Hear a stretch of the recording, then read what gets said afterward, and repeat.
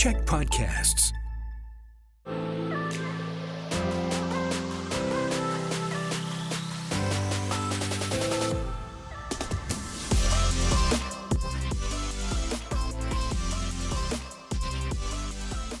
I want to welcome you all to Season 2 of House Guests. This is super exciting. We have a great lineup again this year.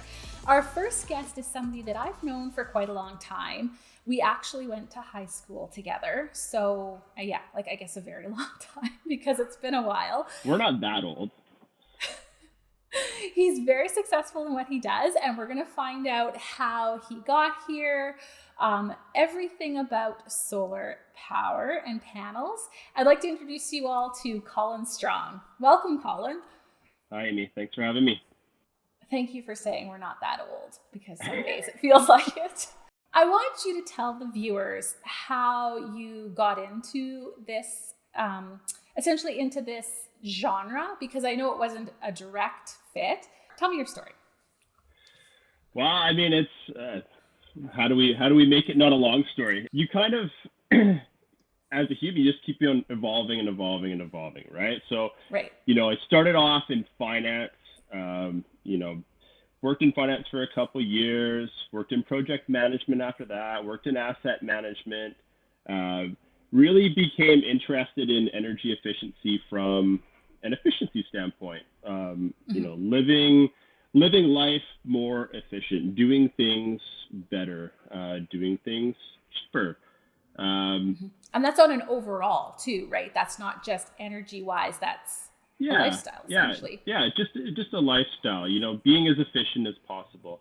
I was managing energy retrofit projects actually for the province about probably 15 years ago now. And it was really through that work and my background in finance that I realized, the true benefit of energy efficiency from a finance perspective.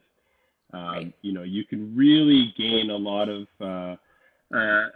savings through doing things better. And that's where, the idea for Shift really began, right?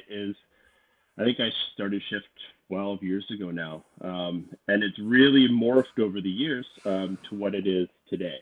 And you built it from the ground up, starting from, was it just yourself when you started? Yeah. Just myself off the side of my desk.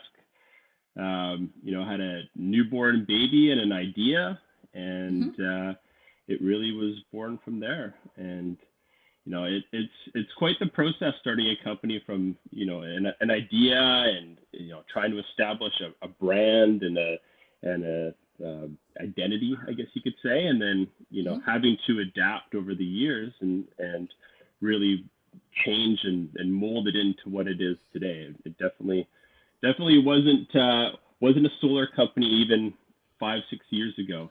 So. Mm-hmm. And I mean, you've really built the company as you went as well. Because was it family members that you mostly hired to help you out in the beginning, or friends? Or I feel like you have a lot that work with you now. Yeah. There's a lot. There's a few family members that work with us now, which is great. My brother works with us now, my cousin and his son. But it was the company started off really as a consultancy to start. Helping bridge the gap between, these engineers that had these fantastic ideas to do retrofits on big commercial buildings and the ability for the contracting world to get them done. And so, we really managed, the delivery of these concepts from what they were into reality. And so it was really, it was just me for a number of years as a consultancy, and then slowly moved into more of a design build contractor where we had more ownership over the success or failure of a project. As a consultant, you're managing a bunch of different parties, but you don't really have true ownership over that project. So the idea was, well, how can we gain that ownership? And so that's where the idea of design build LED lighting upgrades came to the idea. Well, it's something that we can go into a space, we can look at some old inefficient technology, we can redesign, use new efficient LEDs, and we can go in there and we can perform the retrofit ourselves, you know, do savings calculations, and really provide a value to the client start to finish as a complete unit. And what type of clients do you have? Is it mostly commercial, or do you find a lot more residential people are jumping on board as well? Yeah, so when we moved into the solar space about 5 years ago, the idea was to come up with a scalable model where we could really grow Shift. And the only way to really do that, in our opinion, was through residential projects. And so we came up with a program for solar design build projects that was strictly residential based to start, where we could go in, we could design, we could look at a custom solution for each home. Then we could go in there and we could deliver the solution, and we could apply that model across a broad number of clients. With commercial, there's a longer sales process and cycle, and it's not quite as scalable to start. But now we're working into delivering more commercial projects as well. What type of products is it that you use? Like mostly solar panels, or I mean, for those that don't know much about the industry and what's available, I think a lot of people have in their mind that solar panels are the old ones where they're either on the ground beside the house or on your roof and just don't fit in to the aesthetic of the home and such. Like, what has developed over the last few years? Yeah, so obviously with with your own home, most people are pretty conscious about the aesthetics of the product. So when it comes to solar panels, we try and use a dark solar panel, a mono-phase black solar panel, and if we can have black frame as well, so that it really blends in with a darker roof as much as possible. But a lot of attention needs to be made to the design of the system on a specific house so that it's aesthetically pleasing. So the solar panels that we use today are still consistent with what were developed 40 years ago. Right. It's just the efficiency continues to get better and better, and the aesthetic appeal, is definitely improved upon what was, a blue face panel that really stood out on a roof. And have you seen much of a change in technology and such since you started, or a shift that is happening? The technology is really, it hasn't changed all that much over the last number of decades, but what has improved is the efficiency of the technology. So it continues to get better and better, similar to, an LED light bulb, right? We used to have a light bulb, an LED light bulb that, produced a similar amount of light with 10 watts. Now you can do that with 4 watts. Technology keeps on improving, so the efficiency of the panels keeps on improving. So the amount of power you're able to produce out of, a specific area continues to get greater and greater and greater. And I find a lot of clients ask me when I bring it up and mention it, the upfront cost versus the return on your investment. What's your opinion on that, or how would you answer that question? Yeah, there's no denying it. It's quite a significant investment. There is a high upfront cost. There is different abilities to finance projects, whether it be through deferral programs or low interest loans. But the true value comes when you look at the project over its lifetime, right? Right. Everyone pays a certain amount of electricity, a certain amount for electricity from BC Hydro today.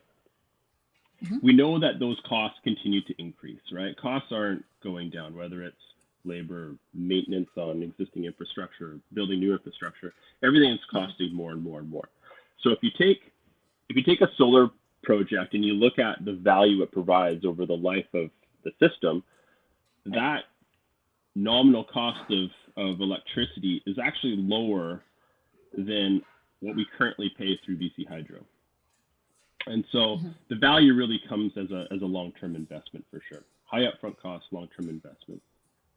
And I mean, they can really work with you to come up with something that could fit in the budget. But I think a lot of the clients that are wanting to make that choice anyways have already decided that they want to make that improvement in their lifestyle and have a smaller footprint and maybe even something for the future because our fuel sources are changing. Yeah, I think everyone in the world is becoming more conscious of the environment and the changing climate. And, everyone wants to, the clients that we work with anyways, they want to take part in the change. They want to feel like they're part of the change. They want to feel like they're doing their part.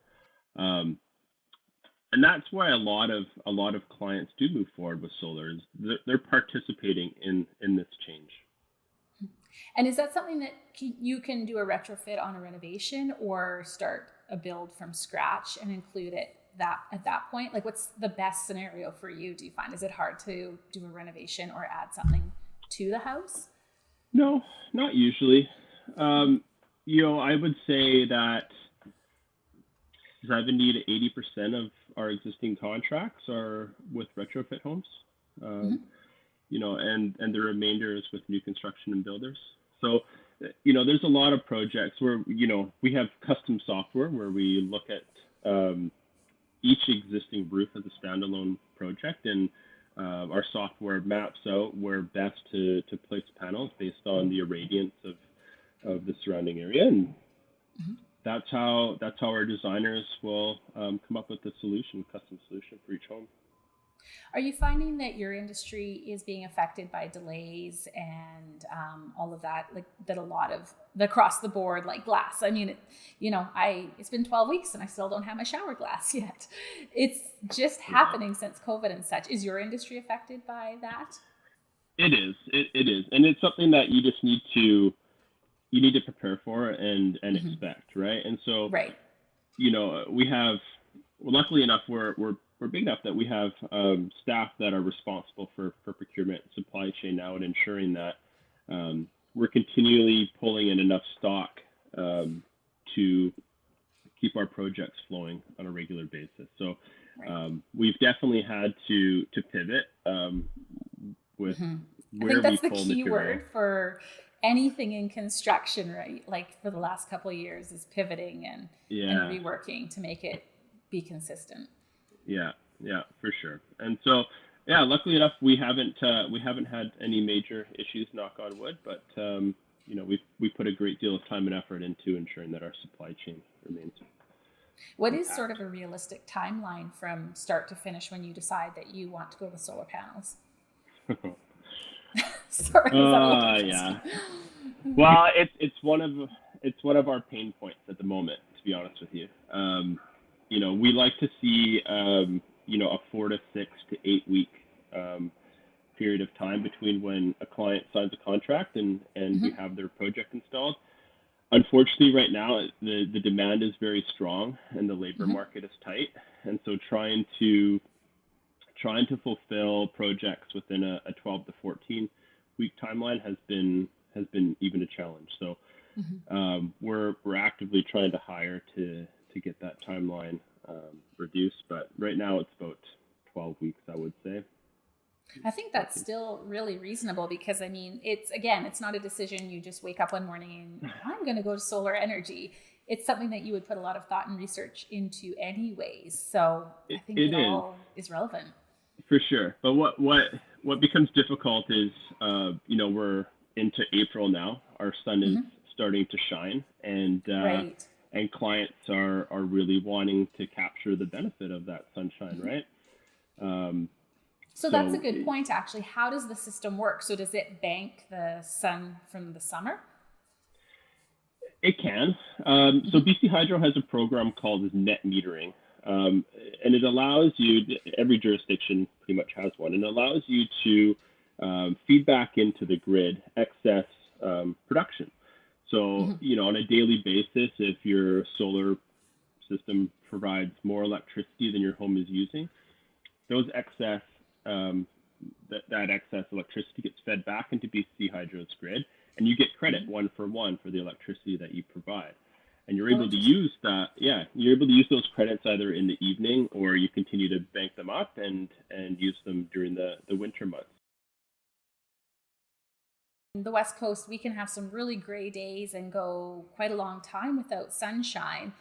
How does that affect the system? Yeah, so it definitely affects it. But what people forget is that we get a lot of sun during the longest days of the year. Right. So because of the ability to net meter a system, we can bank, significant amounts of credits during our, 4 to 6 months of sunny weather. And then we can use those credits during our darker winter months. That's not to say that solar doesn't work during the winter. Even when it's dark and raining, your panels are still probably producing, 15, maybe even 20% of its maximum capacity. Technology has really improved that allow the panels to operate better under low light conditions. But our darker months are shorter days, and our sunnier months are very long days. So, the misconception that solar doesn't work in our climate is definitely, still holds true. But, it on an annual basis, we get more sun than countries like Germany, which have pioneered solar for decades. And Europe is quite a bit ahead of us as a general rule, I think, aren't they? Oh, yeah. Yeah. When we looked at getting into solar, I really looked to the United States as, foreshadowing as to what we should expect up here. And I remember going to California and surrounding areas that, some parts of the States which had the same sort of climate as we do in the West Coast. And they were pretty active in the solar space, 8 to 10 years ago. And so I saw the potential coming through what's happening around the world, and it's really starting to pick up in BC, which is great. And as far as Canada goes, would you say that we're the most progressive in BC, or are you seeing a lot of solar panels across the country as well? We're seeing them across the country. The industry was really driven through public policy, I would say, in various provinces. Ontario had a program called FIT, which was a feed-in tariff program. So for renewable energy, they paid a significant premium for that energy, and so that really, I would say, spurred the market and grew the market about a decade ago. Alberta had a specific financial incentive for solar probably 5 years ago, which really helped grow the business there. And so every province is very, very specific. BC Hydro, BC has never had a specific incentive or policy towards solar besides the net metering program. So our industry has been really growing quite steadily, whereas other provinces have seen booms and busts based on specific incentive programs and whatnot. And we're working on a project of your own. How are you applying all of this to your project? Good question. So where I see the industry going is more to a building integrated solar perspective. So especially for new construction, everyone has to install the roof. Why not integrate both solar and roofing material in one? And so there's a lot of talk right now about the Tesla solar tiles that Elon Musk is developing, and why haven't we seen those, and where are those? And so, he's really helped, create that dialogue around building integrated solar photovoltaics. And I feel that is the future, probably 5-10 years away. Is we're going to be building homes with solar and generation integrated into our roof product. So for my house that I'm building, I'm going to pilot and pioneer that same technology. So we've actually partnered with a firm out of Europe that develops building integrated solar with metal roofing material. So you get pretty much a lifetime grade gauge metal roof that has solar integrated into it, and it is very aesthetically pleasing because it looks just like a black standing seam metal roof. And so that is what I'm piloting on my house. I think that's so exciting from a design standpoint and something that's just so innovative, being able to bring something new to the island and share that with us. We'll have to have you on next season so you can give us the big review. Yeah, we'll have to check it out and do a little flyover. Thank you so much for being on the show today with us, Colyn, and really educating the viewers on solar panels and energy and everything that you do. Yeah, thanks for having me, Amy. It's been great. Thank you so much for watching Amy McGeachy's House Guests. You can watch more episodes on Check's streaming app, Check Plus. You can also subscribe to the podcast on Spotify, Apple, or wherever you listen to podcasts. We'll see you next time.